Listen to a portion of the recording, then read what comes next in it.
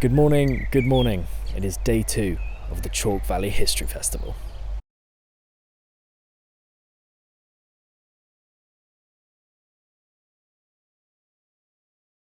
It is also day 2 of the Schools Festival, meaning that over 1,000 children will be filling this festival today.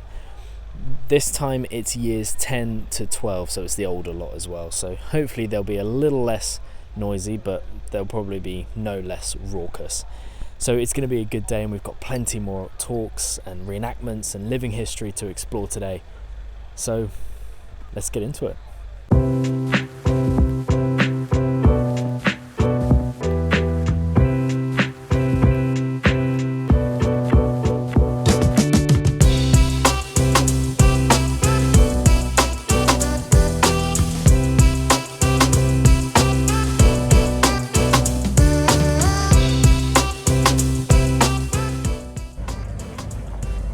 Guys, they've built a helter-skelter.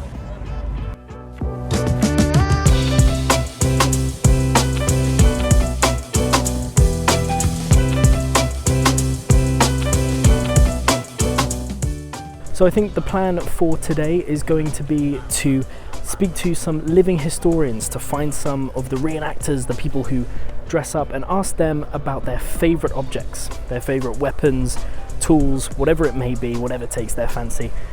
Chat to them about it, see what they have to say. So let's find some living historians.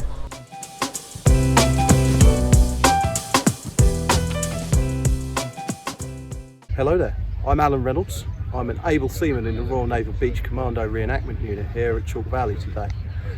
Here I'm to talk to you about my favourite piece of equipment on our display. And I'm going to talk to you about this. This is a cutting edge, advanced piece of technology for World War II. This here is a wireless set 46. It's a 3-channel crystal radio set, and it's waterproof and designed for amphibious operations like Normandy, Anzio and Sicily. The radio is carried on my chest.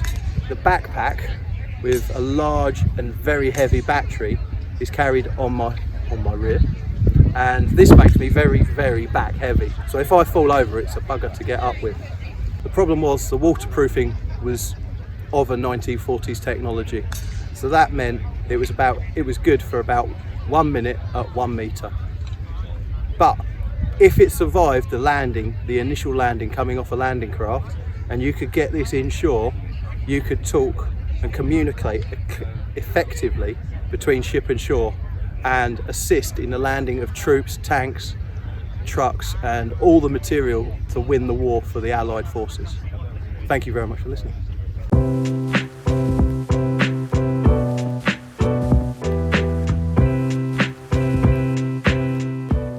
Hi, I'm William Parr, and I teach Jiu-Jitsu, which is the martial art of the samurai dealing with the sword, and I also teach Japanese drumming, both of which are fantastic things to do. I mean, drumming brings in loads of good people. The samurai engender a lot of interest for everybody who comes around. It's kind of a fascinating subject, and especially when I'm walking around in the armour here and carrying great pieces of kit like this fantastic katana that my partner bought for me. It's a folded steel katana, so it's a quite expensive one, but it's perfectly balanced, and it's like using, I suppose it's like driving a racing car as opposed to driving an old banger. It really feels fantastic in your hand. It's very, very easy to use, very lightweight, and it cuts like an absolute dream, goes through targets as if they don't exist. So this is it, just drawing the katana out. So it's a curved design that came around in the 15th century for these more modern ones. It's got a groove down it that most people think is all about letting the blood out, but it's absolutely not at all that. It's about getting the right balance for the blade and strengthening it. There you go.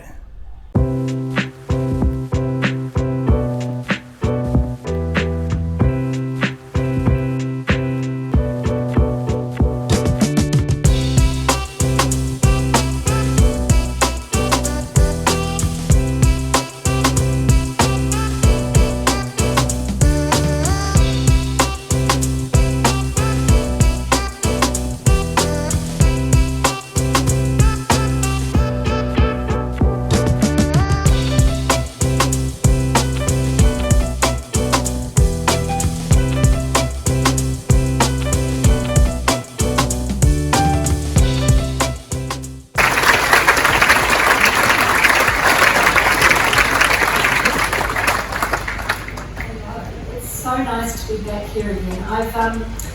I'm wearing white. I'm pretending to be the ice queen because it's a really hard sell to be talking about polar things, cold, snow, all of that stuff in the heat of the English summer.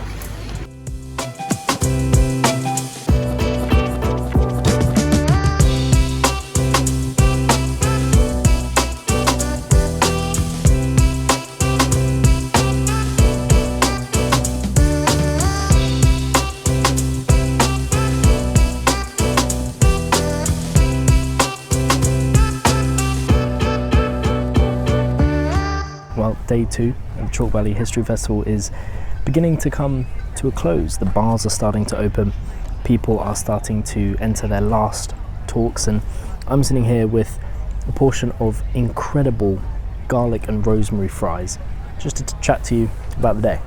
Kind of looks like they're on a floating table right now, but I can assure you there is a table here. Today's been amazing. It's been really good fun. We managed to interview some living historians who are just awesome people. The talks are amazing.